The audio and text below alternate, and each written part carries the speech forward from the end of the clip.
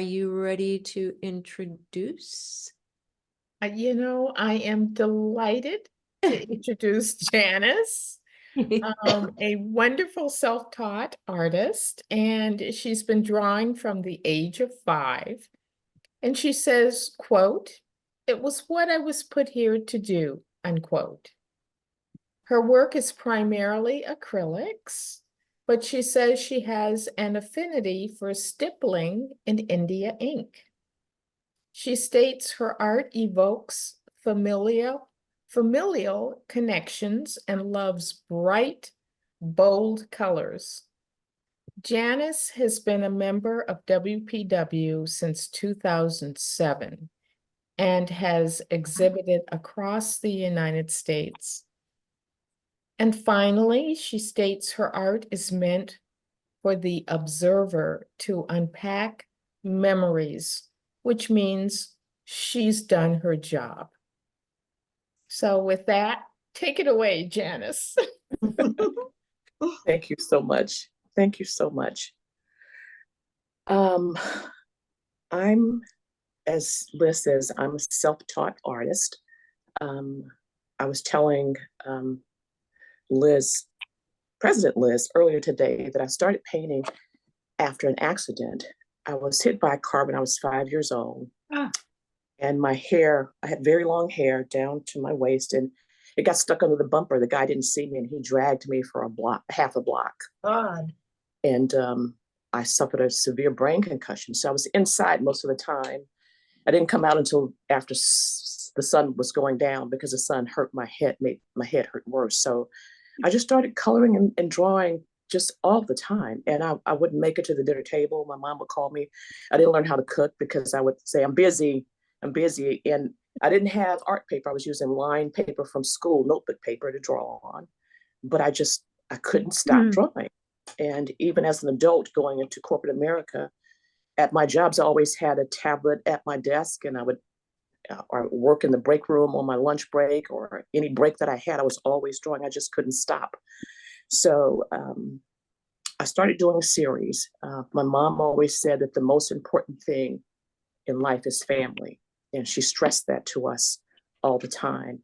I grew up in what I call a village, because it was very, we all knew each other. We all went to the same school. I was Catholic. We all went to the same school. We walked together. I went to kindergarten, grade school, and high school with the same people. So it was a family, and everybody knew each other. So when I did my first series, Family Reunions, it was a recall of my childhood memories. So I'll start with my first. Okay, one moment. Give me 1 second. Go here, and go here. So this is my first piece, Family Reunion. This is actually the piece that I brought to Women's Painters West to join the organization. So that's how old it is. And it is of my family. And because we always met at my grandmother's every year for a family reunion, it was so important to my mother that we all stuck together. The painting is done in acrylic. It's been used in several shows because I won't let go of it. I won't sell it because it's so personal to me. And I do faceless people because I want people to put themselves in that picture and see their family and see maybe they can draw something out that I drew out from it. The first show that I had in Atlanta was an underground Atlanta, and everybody came in, and there were tears flowing. People were actually crying, saying they remember their reunion. They remember, I did one of Easter Sunday. They remember Easter Sunday and their mom sacrificing to buy them a dress for Easter Sunday. And I mean, I was so moved. I didn't know that it was that touching, but it made me realize I was doing what I was supposed to do. And so I did 12 pieces in that series. And I did 12 because originally I was going to do a calendar and do a book. I did do a book. I just didn't publish it yet, but I did do a book. So that was the first piece. This is Billy and Bo. That's the latest piece I did in the Family Reunion series. And I added it to it because it is from my Southern upbringing. My grandmother had a farm, and she would always have a tin tub in the back that you could sit in and play in, bathe in, whatever. And that's reminiscent of my Uncle Billy and my brother Bo playing in that tin tub all the time. And we would go there every summer. My mother would ship us off to my grandmother's in the country for a few weeks. And we just had so much fun, throwing rocks at cows and chasing chickens and doing all the farm stuff that you don't have in the city. And that was very reminiscent. And this was in the exhibit in the Weber Gallery in Ocala, Florida. It was the perfect Black exhibit, a visual expression of Southern rural African American experience. And that is Southern and rural as you can get. Sitting in a tin tub in the backyard. And that's what was like being on the farm with my grandmother. My next piece is Baby Brother. And it's about my brother. He was the only boy in the family. He was the oldest brother, though. And back then, when I was a child, we always wore big ribbons in our hair. You would get your hair done, and they put big ribbons on there. And I may have exaggerated my older sister's ribbon a little too much, but but there were big ribbons in our hair. And we always sat on our front porch. That was a thing to do in the South, is to sit on the front porch. And my mother believed in taking pictures of us to save for history. She wanted it to be passed down. And I have so many pictures of our past. But that was one that was very special to me, with all the little girls sitting on the front porch with the ribbons, because ribbons, my mother, when I was a small child, my mother was a beautician. So she had people coming by to get their hair done all the time anyways. So our hair always had to look nice, because that's what she did for a living when I was like from 5 to maybe 7, and then she started teaching. But those are 3 from my family reunion series. So I'm showing like 3 from each one of my series, because I do like to work in series. When I start one piece, it just makes me think, and I want to add more to it and more to it and more to it. I can't stop, So my next series I started was the Legends series. And that started with my sister, who is also an artist. She does murals on college campuses and for pro basketball team. She doesn't do it anymore, but she did it. I was keeping her kids for her while she worked on the road. She came home one day and she had a drawing, and she had little dots. And I said, "What is that?" And she said, "Oh, I did it with a ballpoint pen." I said, "Well, show me how to do it." And she showed me, and I was like, "This is so amazing." I didn't know what it was, but I said, "I don't like the ballpoint pen, but I did have a quill pen." So I started doing it in quill pen with India ink, and I liked it so much better. I did it on watercolor paper because the ink seemed to grab the paper better, and I just liked the feel of it and the look of it when it finished. And I started this series because my mother, when we were little, we all, on Saturdays, we would do house cleaning, and she had a stereo, and she put her albums on, and we would dance and clean and dance and clean and dance and sing and clean. And these were some of her old albums that she would play. And I thought of those people, and I said, I want to draw them, because memories for me, memories. So Cab Calloway is one. The next one is Miles Davis. And a lot of people think I painted that background black. That's all India ink dots. And I just did layers and layers and layers of dots on it. It took me a while to do it, but I was determined. I wanted it to be dark, but I didn't want to cheat and paint it. I wanted it to be all stippling. And I did it. So I was proud of myself for that one, because it took a lot of work. Okay. Did you get RSI on that? I'm sorry? Did you get RSI on that? No. Okay. And then I did Pearl Bailey. That was one of my mom's favorites also. And another stippling that was just layers and layers. And I don't know, I got so excited about it. I almost thought I would only do stippling after that. I didn't want to do anything else but black and white. I was so fascinated with black and white. It popped more to me than the colors did for some reason. It just made me just excited. And I would be doing it at work. And I was doing so much at work that people would just ask me to do portraits for them. I did so many portraits. I didn't even get to take pictures of some of them. I did portraits for, I was telling Liz earlier that, who is it? Clinton, no, what's his name?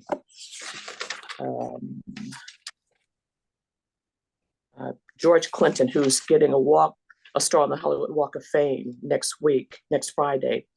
I did his granddaughter's portrait. Somebody saw me doing it on my lunch break, and the next thing I know, I was doing Evander Holyfield's wife and son's portrait. It would just come to me. I never advertised. So I'm like the other lady said, I did it because I had to. But people would see me doing it, and I was doing it because I have to. You know, I had to work, but I still couldn't give up my art. So I would do it. I would do stippling. I remember doing in a parking lot under a McDonald's sign, at McDonald's under the light in the parking lot, because I had to do it. I couldn't stop. Wow. I was addicted. I couldn't stop. But every time I would do it, people would go, could I commission you to do a portrait for me? And I was doing it so fast back then. I could do a stippling portrait in like 2 days. And I don't know how I did it. I was just there, focused. Cool. And it was amazing. Not now. I can't do that now. But that was back in the day. And then this is Miss Anita O'Day. This wasn't one of my mother's favorite, but she's one of mine. She's a jazz singer. And my husband introduced me to her work, and I fell in love with her work, and I just had to do her. She's an amazing jazz singer. So that's from the stippling. Then I started a series on Blue Angels. I went home I'm from Mobile, Alabama, and I went home one weekend to visit, and I went to this Episcopal church, and there was this little Black girl there. She was so beautiful to me. Mobile is made up of mostly Creoles. Everybody's very fair skinned. I was considered dark there. So you can imagine everybody was very, very fair skinned. So I saw this little girl. She was so Black, she almost looked blue. And I was like, I have to paint her. Her family was being sponsored from Africa by this church. And I asked her, could I take her picture? And she said, yes. I said, I want to paint you. And she said, okay. And I just I always listen to Al Jarreau while I'm painting because he's so inspirational to me. And he has a song called Blue Angels. And I said, I'm going to start a series and name it Blue Angels, because after I thought about it, I know a lot of angels. I know a lot of angels who just give of themselves and don't want anything back. They're just pure angels, and they walk amongst us. Some of them are just strangers on the street. Some of them are homeless. Some of them are people you know and just ignore, but they're angels. You know, we have a lot of angels just walking amongst us. So I did her. And then I just started doing more angels, and I couldn't stop that series. So that's my mom. And she's my favorite angel. She passed last January 28th. So she's my favorite angel now. And my husband used to fuss at me about my shadows, but I'm like, I paint the way I paint. Every time I paint is something different. I don't have a, quote, particular style of painting. I paint what I feel. If I feel like showing a lot of shadows, I do. If I don't, I feel like blending, I do. It's just what hits me at the time. Again, I'm not professionally trained. I'm self-taught. And one more thing is, when I went to college, I was gonna major in art. And my dad said, well, the first quarter when you're in school, they send your grades home for the first quarter. When my grades came home, I came home, and my dad said, he saw that I was majoring in art. He said, oh no, I'm not paying for you to color all day. You can come home and color. He said, you need to get a real education. And mind you, we had a nightclub, a restaurant, 2 restaurants, and my dad, they had several properties, but he had me to paint the mural at the nightclub, but I couldn't major in art. But I understood, because they grew up hard. They wanted to make sure their kids had a good education, would be able to take care of themselves. So I understood, even though it was painful. So that one class I took, which I think it was, I did a bust of a head, and that was it. So I took no drawing classes. Okay. So this is Mama Clara. She was in our Art of Coping exhibit in Loveland, Colorado. She was, I think, 90 something years old when that painting was done. Well, she had passed, but she was 90 something years old when she passed. She graduated as the valedictorian in 1936 from Baldwin Training School. She was only one of 5 girls in the class. And she sat in the same pew at Macedonia Church her entire life until she passed, in the second row in the same pew, same seat always. In certain churches, you sit in a pew and that's your seat. People come and they know not to sit in that seat. And she was like that. Her eyes are very strong, but she was the kindest person you'd ever want to meet. When you went to her house, you had to eat. She always put money in your hand when you left. It's like, no, Mama Claire, we don't need anything. But she just insisted. And it would offend her if you didn't take it. Well, But her eyes kind of draw you in. Yeah. She was soft-spoken, very soft-spoken, but just an amazing little woman. She was petite, small, but just an amazing woman. And I just had to paint her.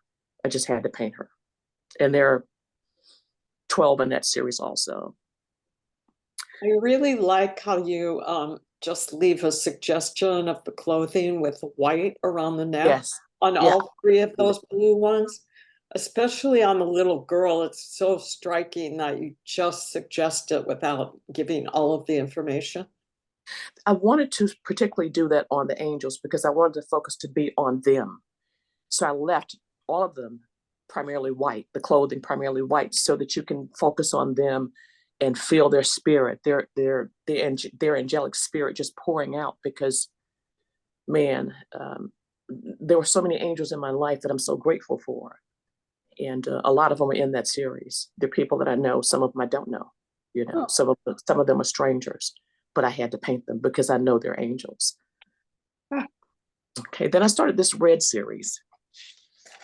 I started that series because I knew a lot of ladies who were just so strong and so passionate and so fiery and just amazing women to me. And I said, I have to paint them in red because red is such a fiery, strong color. So I started my series, Women in Red. And yes, I used two Ds because my nickname was Red Top because I was born with red hair. And, my dad said I was the ugliest baby he had ever seen, but, he told my mother, if she doesn't look better by the time I get home, one of us has to leave. So I was strange. I was red hair and it was thick. My mother said she bought a little baby brush to brush my hair. It didn't work. So anyways, I had this thick hair and it was red. And as far as I knew at that time, I was the only kid in Mobile with red hair. So I was just an oddity. People always looked at me strange. They thought my mother dyed my hair. I had freckles. They were like, who are you? My brothers and sisters would tell me, why don't you go home? You're adopted. You're really not our sister. But I had relatives on my father's side in the country who had a farm and they had red hair. So I felt okay when I went to visit them. So anyways, this is my red series and this is Red Joy. This was a young lady. She just had the most beautiful smile to me. And I had to paint her. And she's the first one. And this is Lolita Red. And she looked like a Lolita to me. This is my cousin. She was actually going to a Halloween party and she put on a big afro wig. And I said, you look like a Lolita to me and I must paint you. And so I did her next. And she was just amazing to me. Just she's so smart and so strong. She's the type of person, when she went to her job, she would tell them what she was going to do and not do. She would tell them, I don't wear stockings. So don't ask me to wear pantyhose. I don't wear them. She was that kind of woman. And she never had any problem with her jobs, just so strong and so smart. She's so smart, very smart, and I admire her. She's younger than I am, but she's always been like a little hero to me. This is Essa, and she's from Trinidad. She is the wife of one of my classmates. She was in the exhibit we had at the Brand Library, and her eyes just have always captured me since the day I met her. And I always told her, I want to paint you one day. I'm going to paint you one day. And her green eyes and her eyes are really green like that. They really are green, just beautiful. And she's beautiful. She has long, beautiful flowing hair, and she's just an amazingly beautiful, just gorgeous, another smart one. She's very smart too. These women aren't just beautiful, they're smart, they're fearless. And I admire them. So I did a series on them. And I have other series, but this is a series I started on Authentic Heroes. And I started that because this is my nephew. He has two brothers.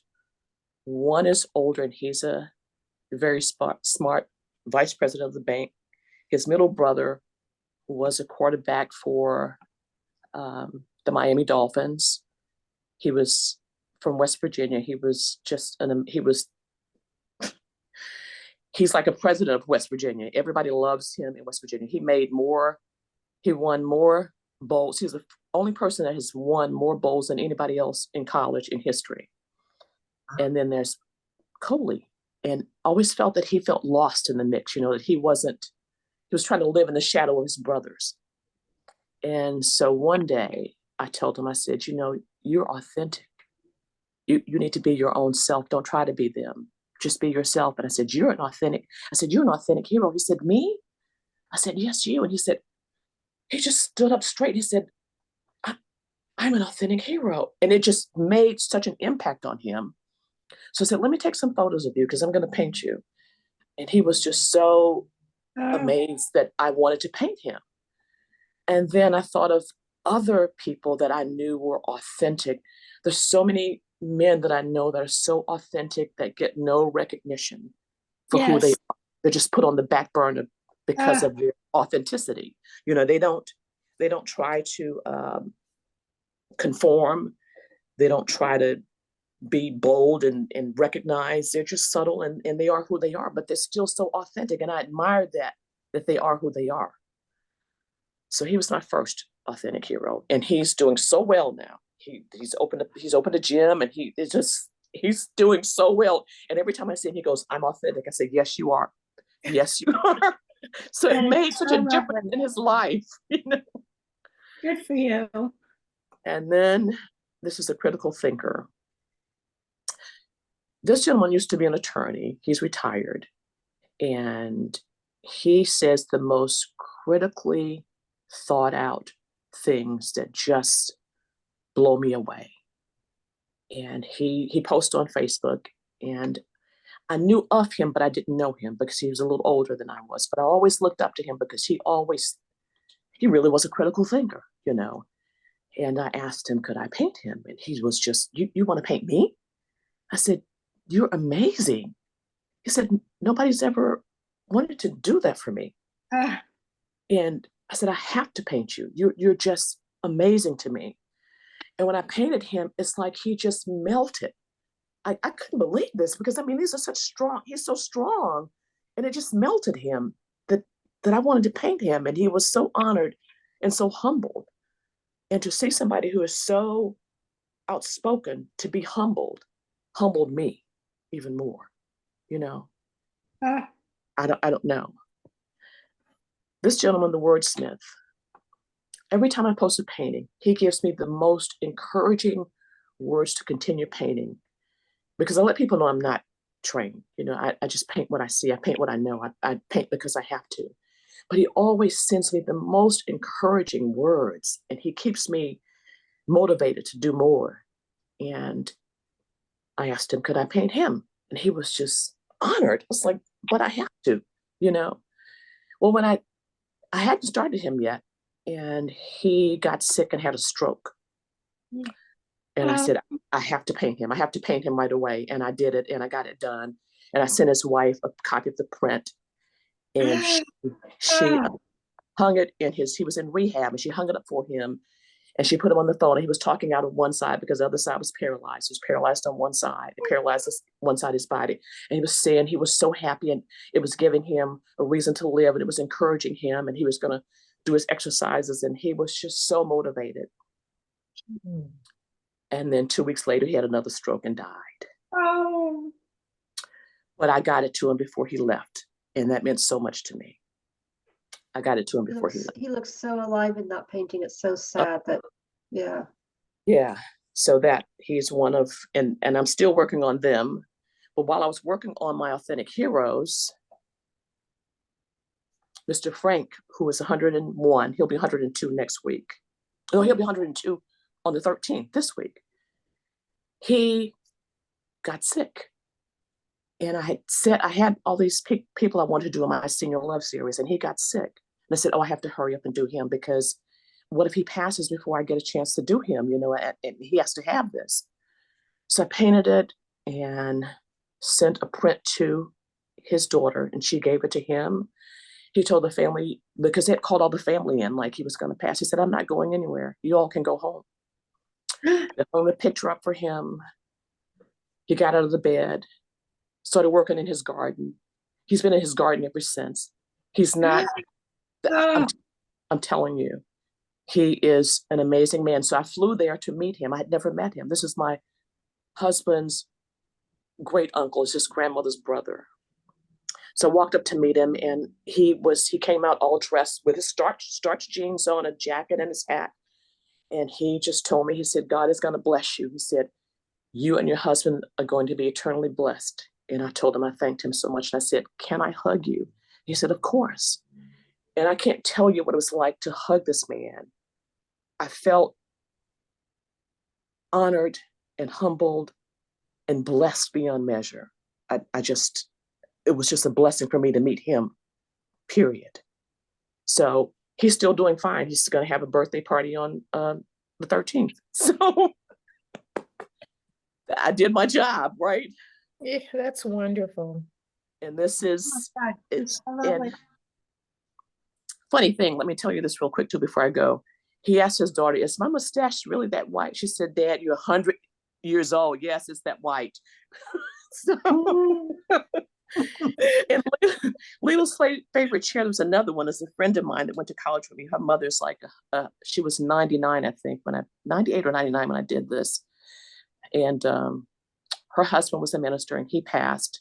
And she sit in his chair every day because she missed him. They were so close, and she loved him so much. And she would just sit in his chair and smile.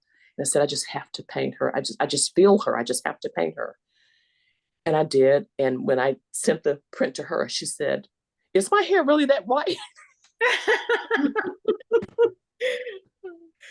The vanity of the seniors is amazing.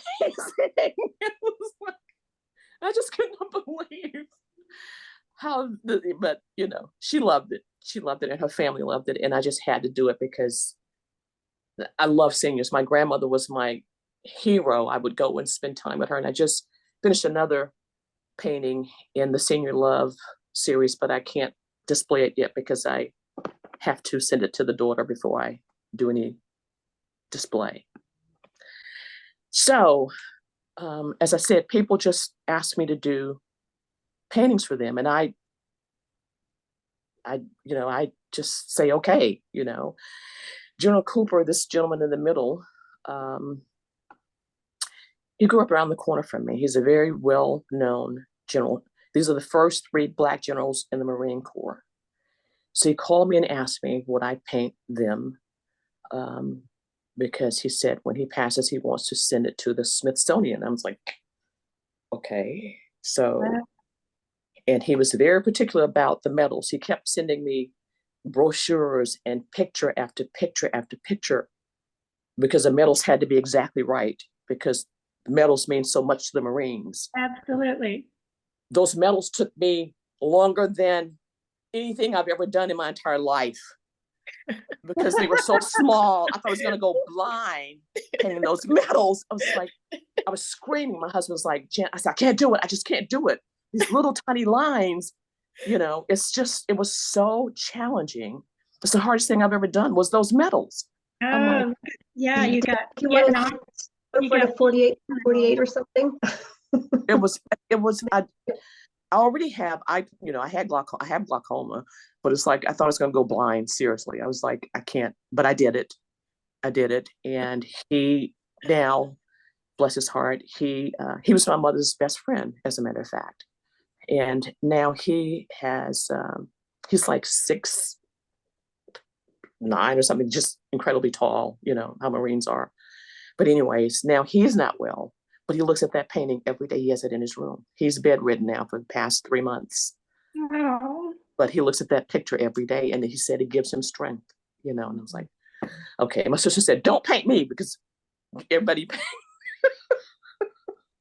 but anyways, it meant so much to him, and he had me to send it to, just this gentleman had passed already, but I sent it to his wife, and I sent it to General Walls, and they were all very pleased. So I was happy that I got it done, and no more medals ever in life.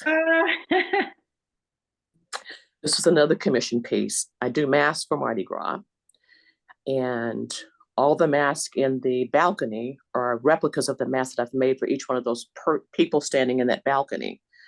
So I'm from Mobile, which is home of the original Mardi Gras. Mardi Gras started there before it did in New Orleans, contrary to what people believe. And this print went crazy. I mean, it's all over the US. I can't even tell you the number of prints that it sold. It's wow. unbelievable. It's all over the United States. That's all I can say. I never had anything to go that viral as print in my life. I was just doing it for her, and and I knew her members would want it, but it went berserk, and I'm just humbly blessed and grateful, and I don't know what to say. It was one of the things. Janice, congratulations, and you're unpacking memories. Yeah. Mhm. One of the guys in this, I forget his name. He said, as long as this painting is alive, our crew will always be alive. Mardi Gras has crews. They have every club is called a crew, and they have balls, and the balls are always themed usually, and so those are different masks from different balls. But he said, as long as this print is up, we will always be alive, and it's in the Mardi Gras Museum in Mobile also. Oh, wow. Now, this portrait I did for Leo Mullen. He was the CEO of Delta at the time, and I was working at Delta, and that's when September 11th happened, and everything was going to shut down, and they were going to get rid of everything happened, and Leo Mullen went to DC to fight for Delta Airlines, and I was so grateful. I'm like, I need this job because I need to be able to fly back and forth to see my family, and I said, what can I do to say thank you? So I did his portrait, and I went to tell the manager of our office I was going to fly to Atlanta to take this portrait to him. And she said, what? No, wait, no, I'm going with you. No. So she flew with me to Atlanta to give this to Mr. Mullen. He came downstairs on his private elevator, and he was just, nobody could believe I did it. And they would say, why did you do that? What, you did this, you paid for the framing? I said, yeah, I just wanted to say thank you for saving our jobs. He didn't have to do that. Oh, He took me on his private elevator. My boss thought she was going to go with him, but he only took me. yes. He only took me up to his office, and he said, I've never had anybody to do anything like this for me. He said, it looks better than me. It looks so good. It looks better than me. I'm just so honored and humbled. And I'm like, but you saved our jobs. I had to say thank you, and the only way I know, I don't have anything to give you except art. That's the only gift I have. But he was so grateful. So after that, the vice president of diversity for Delta came to visit our office in Los Angeles and commissioned me to do this painting for him. Out of the blue. It's like, okay. And he paid me handsomely to do that painting for diversity. So this was a Caucasian man looking in on a Black family, And it's called Taste This because it's like, come in and see what our life is like. Be a part of it. That's what it's about, you know.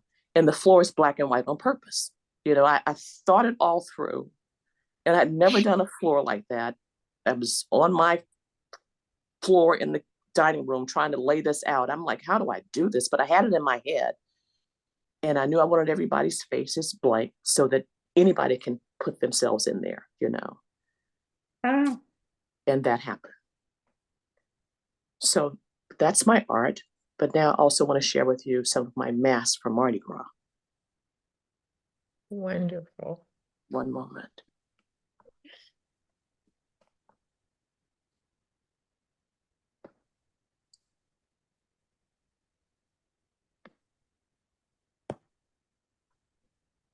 How long have you been making masks? Oh, let me turn the volume up. Oh, since probably about 45 years, probably. That's Raven Simone, and when she was a little girl in Western. That's how old that is, how long I've been doing that. That's Vera Ragosa. Oh, yeah. Vera Ragosa and Cheryl, okay, it's going by really fast. Hank Aaron and Billy Aaron. I did an umbrella mask for them. That's Hill Harper, or actor Hill Harper. It's Eric Garcetti. Did a mask for him. I did 2 masks for him, actually. This is Marsha Weeder. She was on Dream University on that, when Oprah had those Sunday shows, you know. That's the Mayhem mask, one of my favorites. Wow. oh, That's the Wicked Witch of the West. That's the Cowardly Lion from the Wizard of Oz. That's a cruise ship. They do Mardi Gras cruises. That's a mask called Evita Peron, the Evita Peron mask. He was playing Evita Peron in one of their themes. That was an Asian theme ball that they had. Another one from, was it the,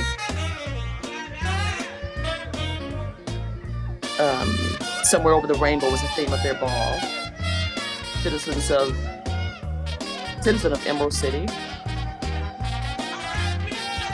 Another citizen of Emerald City. Another citizen of Emerald City. And I have to tell you, I hand lay each one of those stones.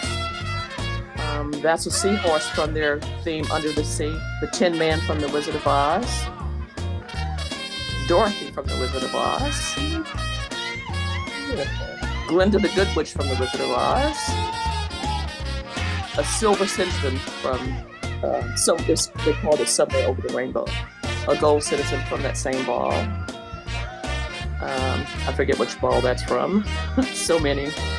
Another one. That was an oyster for the theme of the sea.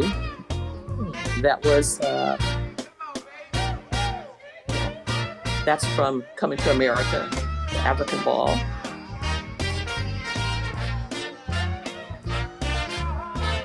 Another one from Coming to America.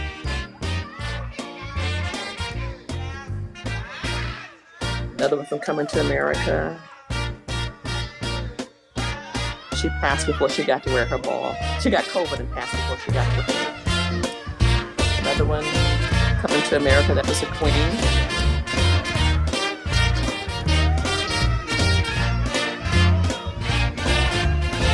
Another queen from Coming to America. Another one from Coming to America. That was from Under the Sea. She was Queen Athena. That was Cleopatra. She wanted a snake made into her mask. Yellow diamond. Another Asian thing from the Asian theme ball. This one is 007. He had cancer 7 times. I made that for him. That was the starfish from Under the Sea. And I also do umbrellas for the balls. All hand painted. All those are hand painted. Those are panels of canvas that I glue onto the umbrellas. All hand painted. That's that.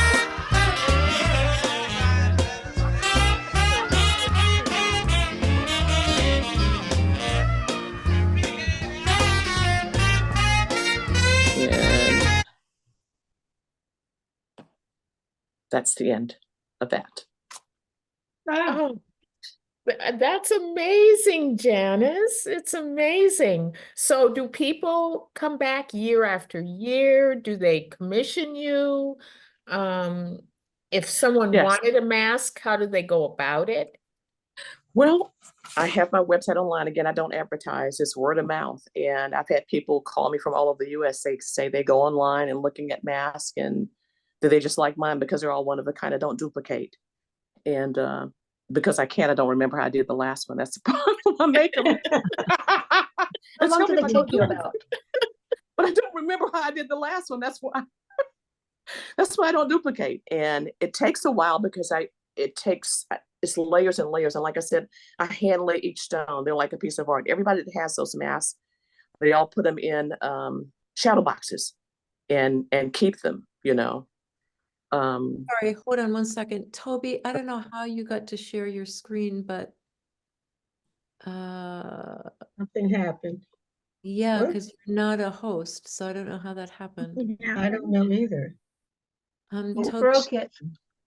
I broke, of course I broke it. You're still here, Janice, but something else came in too. No problem. I was just saying that the masks, somebody was wondering how heavy they were. They're very lightweight. As a matter of fact, let me show you this. I brought a couple in to show you that they're yeah, very but no one can lightweight. see it. Hold We on. can Oh, get they on can't? to Give me your one second. view. Give me, I'm Okay. trying to get control of her screen. Am I still there? Yes. Yeah. I just want to see if, hold on. Let me Toby, see. do you see stop share on your screen somewhere? Yes, yes. Okay, click on stop share. Nothing's happening.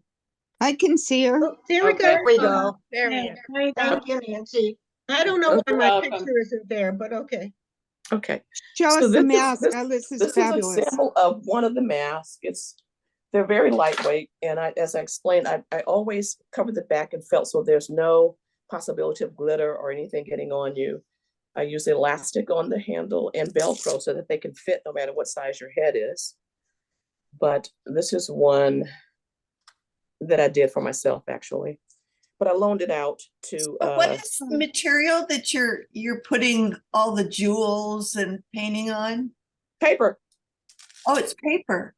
Just Yeah, paint. it's paper, and I use flower wire to support it. I just see it in my head. Don't ask me how, but even like the one that was Mayhem, the one with all the spirals going up, that was all paper and wire. And I stick it in styrofoam to make it light. But it takes a while because I have to put so much Mod Podge on the styrofoam to solidify it so it doesn't move and gluing it down. But I just see it in my head how it's going to stand and stay and not fall over, you know. These people, they wear the mask for their openings. This is another one. They wear it for the opening of their, they call it a tableau. And they wear those for the opening. This is another one. They're real simple. This Wow. one is simple, but all the stones, everything is hand laid. I don't buy strips of stones. I hand lay everything because I want it to be one of a kind for them. They pay a lot of money for them, you know, and they want them a certain way. They always call me with the theme of their ball. And I usually have them to send me a piece of their fabric from their gown or send me a photo of their gown. But I usually ask for a piece of fabric to make sure I can match the color correctly. And then I do some sketches. They tell me who they're playing in the ball, what their part is for the tableau, because each person has a theme and a character that they play. And I do sketches for them. I send them 3 sketches and they choose which one they like. And then I go from there, you know. And the people from other places that don't do this not a part of Mardi Gras, if they're having like a mass ball or whatever, they tell me what it's about or what colors they want. Like the guy, the 007, he was doing going to a charity ball about cancer, and he had cancer 7 times. He wanted to go as 007. So I'm thinking, how can I do that? And I said, okay, the eyes will be the 00. And I put a 7. Great. The eyes will be the 00, and that'll be the 7, right? And he loved it, it just worked out. I don't know. This stuff just comes out of the blue, I don't know. You are unbelievably talented. My mouth is just hanging open. You can't see it because my picture isn't there. But your stuff is just so fabulous, really. Thank you. Thank you so much. I just say really enjoyed seeing. It's just amazing. thank you so much. I'm humbled, again, I a lot of times I don't know what I'm doing. I don't know if I'm doing it right. I just do it. I just trust my angels to guide me, because I'll come out of my little studio and then they'll say, how did you do that? I go, I don't know. Don't ask me. I don't know. It happened while I was listening to Al Jarreau and it happened. The angels did it, Okay, everybody. We have to say Not the. Don't explain it, just do it. Yeah, don't explain. So many of just do those, your friends and family and your celebrities just made me cry. Oh, wow. Thank you so much. Beautiful. It's how like the lady said, you do it because you have to. You have to. You don't know why you're doing it. You don't do it for money. You don't do it for fame. You do it because you have to. And I started doing the mask because my job closed. I was working for Nationwide Insurance and they closed the office, and I was not going to move to Columbus, Ohio to the snow. I'm like, I'm not doing that. So I'm like, what can I do? And actually at that time, nobody in Mobile was wearing masks to balls. They were wearing them on the floats, but nobody was wearing them to the ball. Oh, So I made 300 masks, small masks, and my mom helped us to set up a booth in the mall, and we sold out within a week. So I had to make masks all over again really quick because I was there for a month. So I was at home making masks all night. My mother was running the booth for me. And then I realized that people really wanted their mask individualized. They didn't want everybody to see what they were going to wear to the ball. So I said, I don't need this booth. I can just work from home.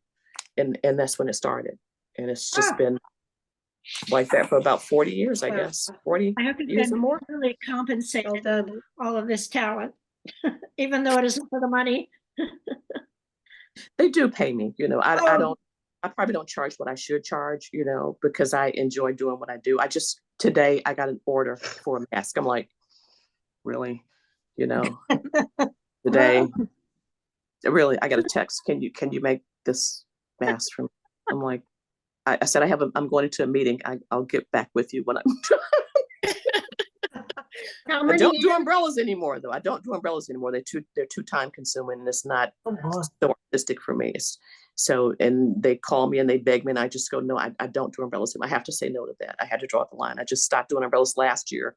I did the King's umbrella for Mardi Gras last year, and while my mother was dying, and I'm like, no more umbrellas, So yeah, that's kind of. Yeah. Well, you're Do you such still an paint? inspiration. Janice, Pardon? do you still paint? Oh yes, I just finished a You painting still for paintings? do I sell my paintings? No, do you still paint?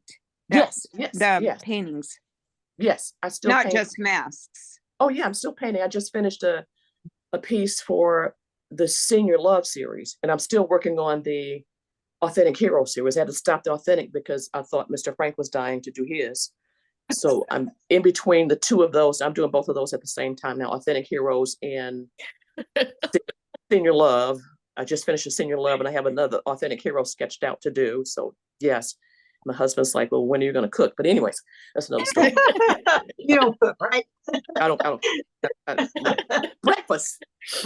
I'm really good at breakfast, But I can Yeah, do me that. too. Forget the others, but I'm good at breakfast. Yeah, I'm good at breakfast. That's it. Your family paintings were so endearing, Oh, so beautiful. Thank Oh, you. They really just- touched me. I have to say, I feel like giving you a hug, but you're on my screen there. Oh, thank you so much. here's Yeah. a hug. I'm sure I'm going to Yeah. keep adding those. I have another series called Club Red because, again, we owned a nightclub and it's about characters who used to come into the club that I just made Oh, up in wow. my head, and my problem is I'll start series, and that's been going on for the past 6 years. I guess I'll get back to it whenever, I'll see something else and get drawn away. I guess I have adult ADD, whatever. But anyways, I'll get back to that one. That was not as important to me as the seniors and the Authentic Heroes because they're so purposeful and meaningful to these people, that I'm doing. Oh, And so the lady that I just finished, she's 99 also. I just finished her. And I love it. I have to say I love it because I just love seniors. And I'm a senior, but but I just have this thing listening to their stories. They will tell you the same stories over and over, but I love hearing them. I love Yeah. hearing they can say the same thing over and over, but I just love hearing. Oh, Just that's watching them recall is a blessing for me. such an Yeah. inspiration. Oh, Well, you're an authentic hero yourself. It's amazing to me how much of your heart you give in each piece that you do. It's beautifully, really beautifully done. Thank you I want so a much. mask. Okay. Not this week, hopefully. Right? No. Well, and I feel Janet, so I invited hope into that your you're world. seeing all the things that people are writing in the chat. I don't know if you're seeing them Oh. as they're coming across the Oh. screen, but you are Where? just being like everyone is just saying all kinds of wonderful things. Oh, I don't know how to see that. How do you see? I don't know. Oh, I'm after I left the office, I'm computer probably at the illiterate. top of your screen, just Click on chat. yep, yep. Do I I see can read them to you. glasses? Maybe at the But bottom of the screen. it says, what an amazing presentation, fabulous masks, beautiful creative design and paintings. Janice, your work is so innovative and beautifully done. And your reveal of the Black community's creativity and love is so educational. Your modesty is also admirable. So yeah, Oh. you're I agree. Your talent is incredible. Thank you for sharing. Beautiful work, creative design. Your work is extraordinary, beautiful, and filled with heart and soul. The masks are beyond fabulous. Thank you for sharing such rich stories along with your art. Really enjoyed your presentations. Having lived in New Orleans, brought it all back to me. Thank you. I'm speechless, Janice. It was Oh, all these wonderful things. presentation. Awesome masks. so much. You are an inspiration. Yes, Absolutely. absolutely. Thanks, Liz. Yeah, you're welcome. That's nice, Liz. Thank you for reading them all. Yeah. Thank and you so like, much. there's I more was also coming in. thanking Just Liz. isn't it? There's more coming in. Thank you for Oh. letting us inside your world. Beautiful. Your Oh. work is amazing. I love your paintings and your masks. You don't know how much that means to somebody who's not professionally trained.